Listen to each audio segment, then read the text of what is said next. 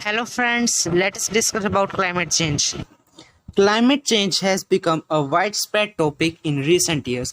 This is a problem that resulted from the emission of greenhouse gases that affect our environment. Therefore, it raises question on whether the problem is caused by human activities or it's just a part of nature cycle. According to NASA, the Earth average temperatures has increased about 1 degree Fahrenheit during the 20th century.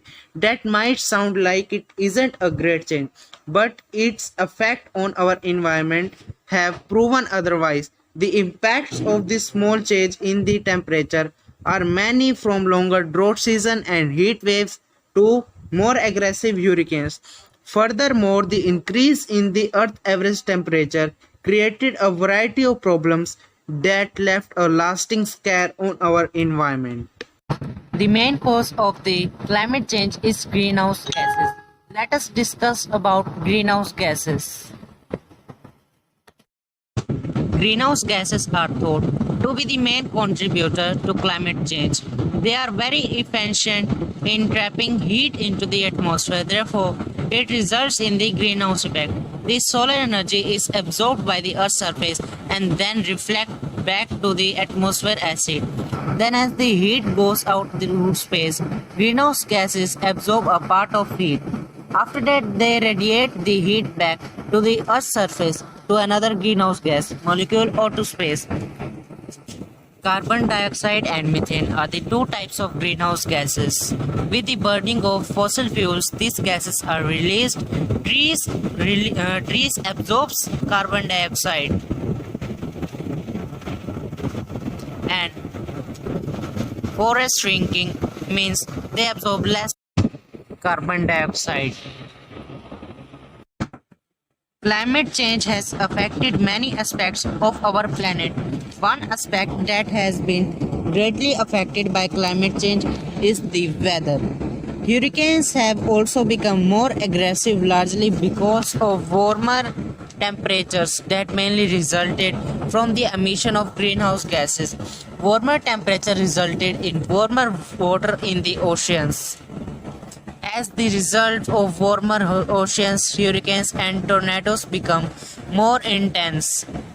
When hurricanes start, they usually pick up energy from the oceans, and as the result of warmer water in the oceans because of greenhouse effect, hurricanes have more energy.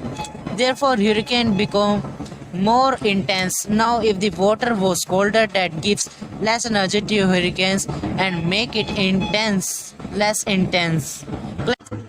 Climate change also resulted in playing a major role in shrinking of ice sheets. The melting of ice results in the rise of sea levels, and that endangers many islands to disappear completely. According to NASA, up to 10% of the world's population lives in areas where they are about 30 feet above sea level. Furthermore, Greenland and West Antarctic ice sheets are melting about 125 billion tons of ice per year. As the earth warming, it's leading to melting more ice and glaciers. We could see as much as 6 feet sea level rise in this century. According to EPA, wind power is the fastest growing energy resource in the world since 1990. Since wind turbines use the wind, a renewable source of energy, to generate electricity, it has little to no impact on the environment.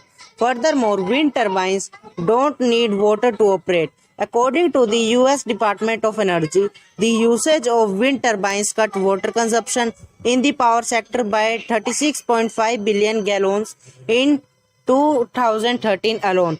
Also, the usage of wind turbines in 2013 reduced CO2 emission approximately by 115 million metric tons, which equals to emissions of 20 million cars during the year.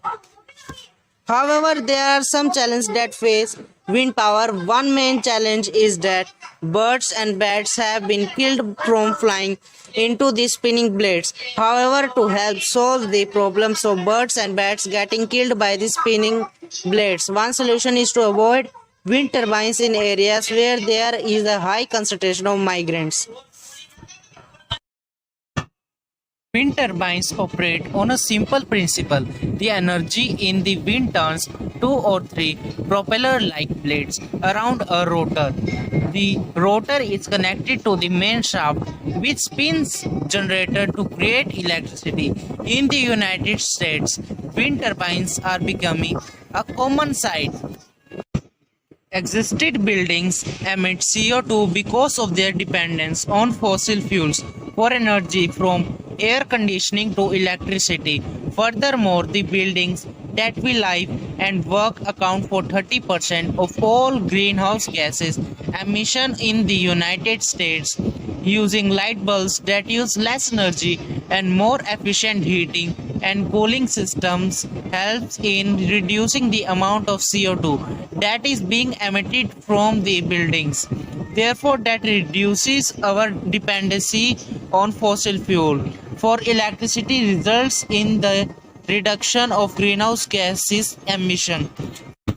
For instance, the Empire State Building in New York went through renovation to improve energy efficiency. The renovations have reduced energy usage by 38% and saved $4.4 million on heating and electricity bills each year. As it has been mentioned above, that methane is a greenhouse gas that contributes to the progress of climate change. Natural gas and petroleum systems are also considered among the main sources of methane emission. Upgrading the equipment used in transferring, storing, and producing oil and gas can limit methane leaks. Overview of greenhouse gases.